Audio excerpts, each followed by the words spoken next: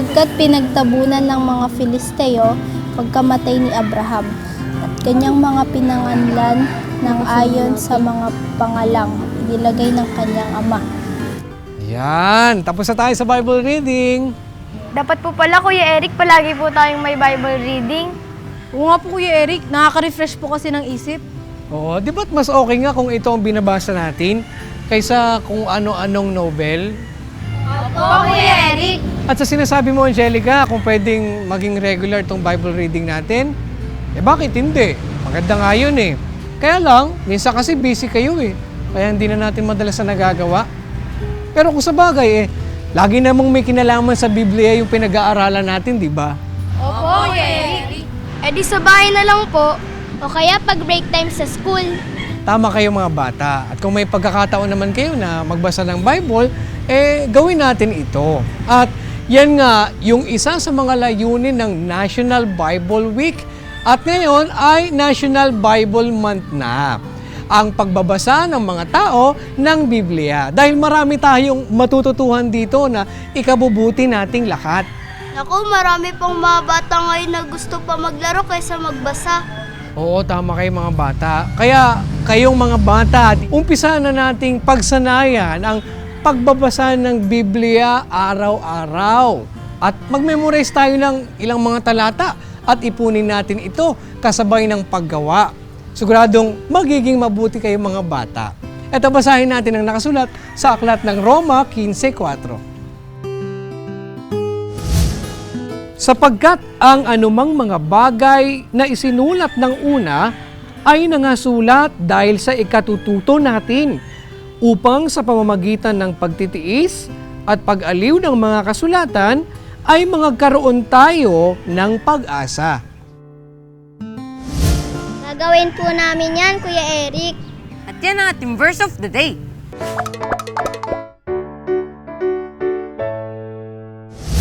Kuya Eric, meron po bang mga activities ang National Bible Week na pwede naming salihan? Oo nga po, at ano pang pwedeng maging participation naming mga bata dito? Antabayanan natin ang lahat ng yan sa pagbabalik ng KNC Show!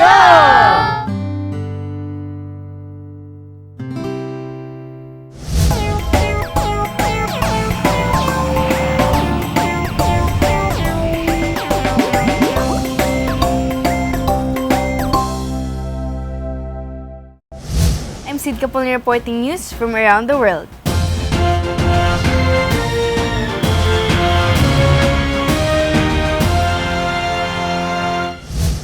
Bible Society New Zealand has launched a new app for mobile devices that is designed to help parents share Bible with their kids. The app, called the Big Little Bible, features New Zealand-made illustrations using a unique one-line art technique called contour drawing, where the pencil never leaves the page. The app is aimed at 8 to 10 years old, which includes 3D Bible stories taken straight from the contemporary English version. Illustrator and mom Mish Hallswitch explained that each illustration is made with one continuous line, which then joins with the next illustration and the next, representing the one story that runs through the Bible from beginning to end. The 100 illustrations took more than 6 months to complete and were made specially for the app. It has been found out from a literacy research found that many children would read, listen to, or watch Bible stories more often if they were on a computer or mobile app. Until next time, I'm Sid Capone reporting news from around the world.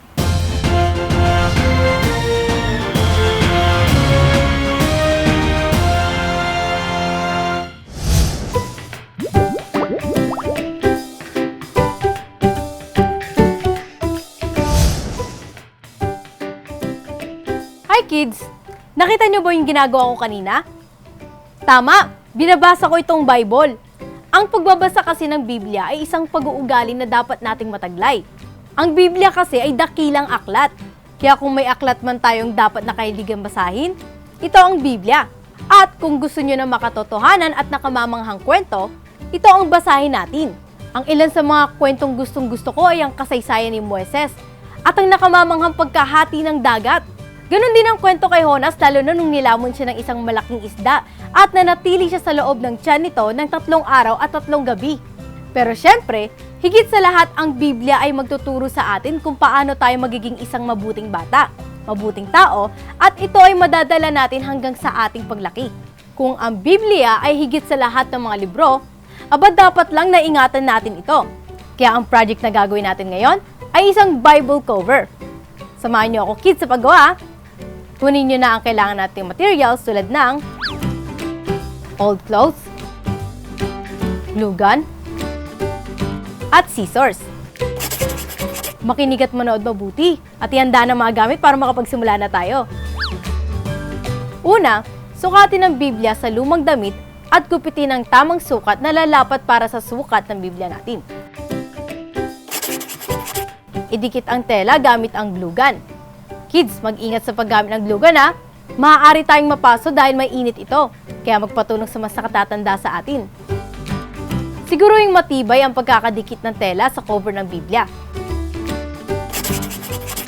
Sunod, gumupit naman ng 2 magkaparehong sukat ng pahabang tela at idikit sa magkabilang bahagi ng cover ng Biblia. Ito ang magsisilbing sarahan ng cover.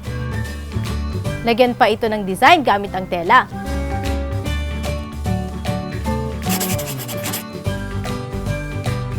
O yan kids, madali lang gumawa ng cover ng Bible, di ba? Pagganahin lang natin ang ating creativity. Tiyak na marami tayong magagawang kapaki-pakinabang na bagay mula sa pag-recycle. At dahil Bible Month ngayon, umpisa natin kids sa pagbabasa ng Biblia. Maging una sana ito sa mga paborito nating babasahin. Marami pa tayong pag-aaralang project kids. Kaya muli tayong magkita-kita kung loloobin ng Diyos at sanayan natin ang ating kaalaman dito lang sa Kids Craft.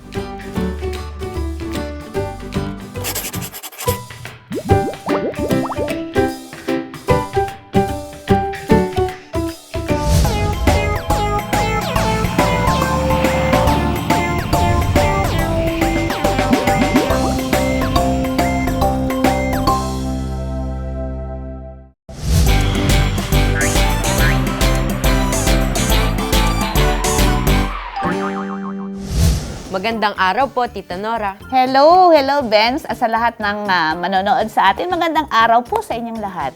Ano po ang mga activities sa event na ito? Marami. In fact, merong mga 10 paraan na sinasabi natin sa mga partner organizations or churches on how they can celebrate National Bible Week. Ang iba nito ay nagkakaroon ng mga Bible quizzes, mga parada, motorcades, at ang isinusulong ng Philippine Bible Society ay yung celebration na ang tinatawag ay I Proclaim.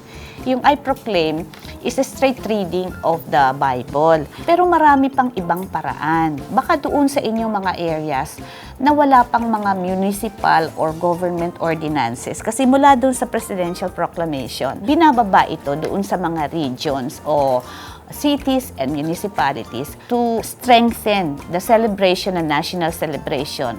Yung mga cities and municipalities, nagkakaroon din sila ng mga ordinances tungkol sa National Bible Week. So we are saying doon sa mga simbahan na naroroon sa mga regions, kung pwede that they can request their cities and municipal councils to also have separate ordinances. Paano po ito makakatulong sa lahat, lalo na po sa aming mga bata? Siyempre, pag marami ng tao o pamilya ang nagse-celebrate ng Biblia, ang ating panalangin na ang Biblia ang talagang maging manual of life ng mga Pilipino. Kasi pag nagbasa tayo ng Biblia, nagkakaroon ng maayos na pamumuhay. Nagbabago ang ating buhay. Imbis na masama ang ating sinasabi, masama ang ating ginagawa, na iaayos yun, nagiging mas mabuti ang ating direksyon sa buhay. Sa mga kabataan, importante na itong mga values na tinuturo ng Biblia makita sa ating pang-araw-araw na buhay upang lumaki ang ating mga kabataan na maging maayos, maging responsable mga citizens ng ating bayan, magiging maayos sa inyong mga pag-aaral, maging respectful sa susunod na mga panahon na kayo na magli-lead ng ating bayan. Maraming salamat po. Maraming salamat din, Bensi, at sa lahat ng nakapanood, maraming salamat po.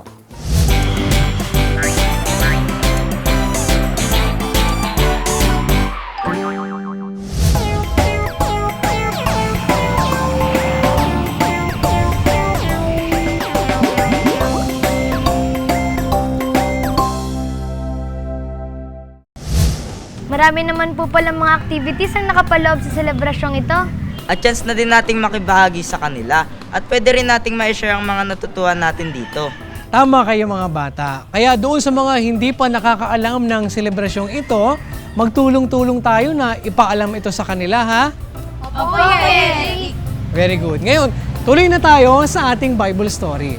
Noong nakaraan ay natunghayan natin ang pagbabalik ng mga anak ni Jacob sa bahay ng di nila nakikilalang kapatid na si Jose. Dahil nakita po nila ang sarong pilak ni Jose sa bayong ni Benjamin. Bakit po yung ginawa ni Jose, Kuya Eric? Eto mga bata, makinig kayong mabuti ha at malalaman na natin ang dahilan kung bakit yun ginawa ni Jose at kung ano-ano naman ang plano ng mga kapatid niya. Sama-sama nating buklatin ang ating Biblia sa aklat ng Henesis 44, 18 hanggang 34.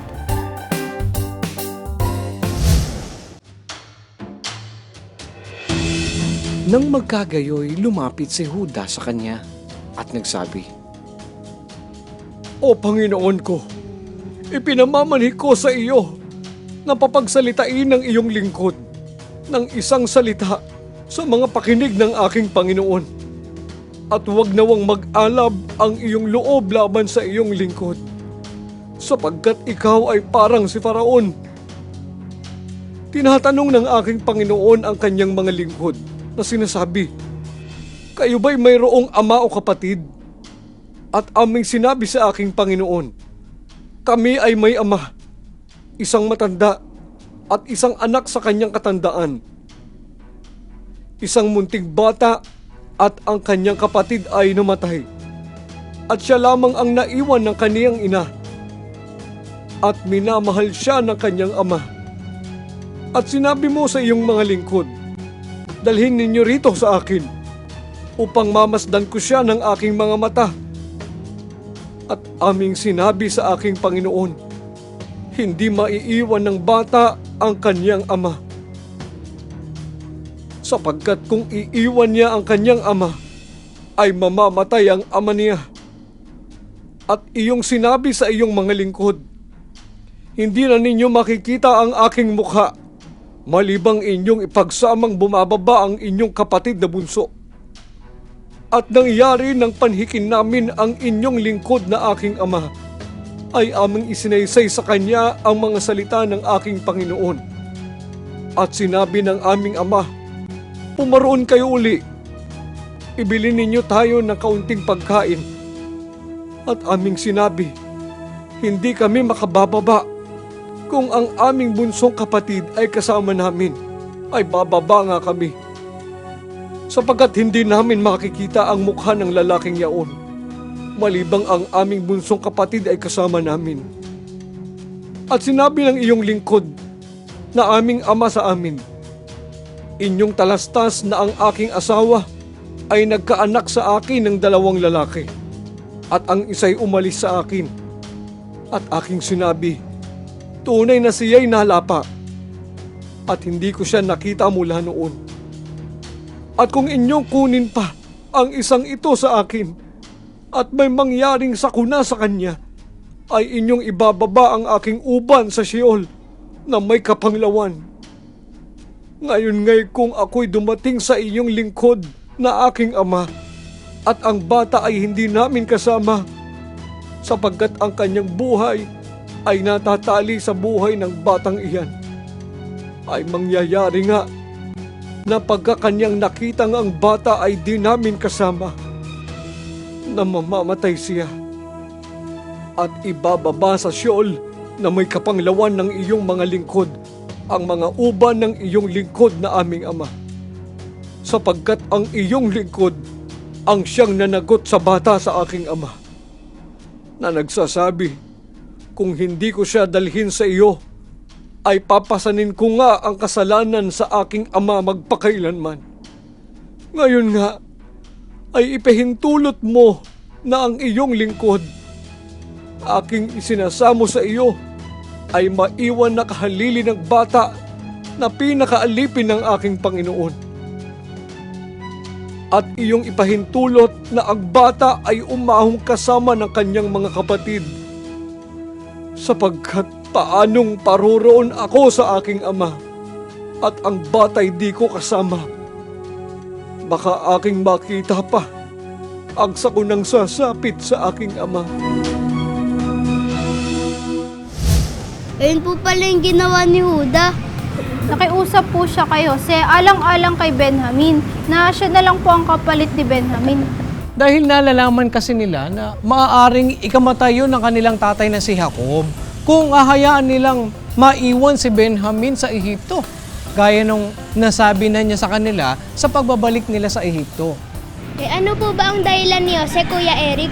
Bakit niya po ginawa yun? God willing, yan naman ang ating aalamin sa susunod. Baka malaman na natin ang dahilan kung bakit kaya yun ginawa ni Jose. Kaya huwag kayong absent sa panonood ng Bible Story. Sikapin nating maging bahagi tayo sa activity ng National Bible Week.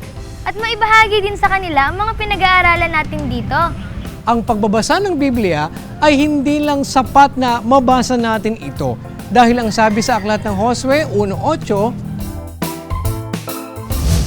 ang aklat na ito ng kautusan ay huwag mahihiwalay sa iyong bibig, kundi iyong pagbubulayan araw at gabi, upang iyong masunod na gawin ang ayon sa lahat na nakasulat dito. Sapagkat kung magkagayoy, iyong pagiginhawahin ang iyong lakad, at kung magkagayoy, magtatamo ka ng mabuting kawakasan. Kuya Eric, sino-sino po ba ang nangunguna sa National Bible Week na naging National Bible Month na sinasabi ninyo? Kung lalawabi ng Diyos, yan naman ang pag-aaralan natin sa susunod. Abangan niyo yan, ha? Tara kids, kantahin ulit natin ang KNC Show para sa selebrasyon ng National Bible Month.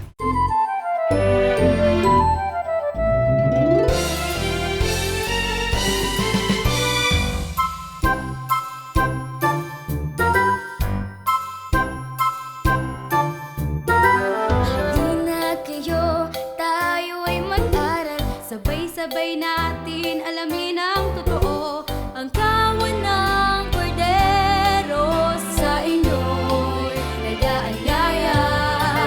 Mapalad nga naman ang bumabasa, katwiran ng Ama ay mauunawa, kaya't buksan ang Biblia, tayo na magsalo-salo.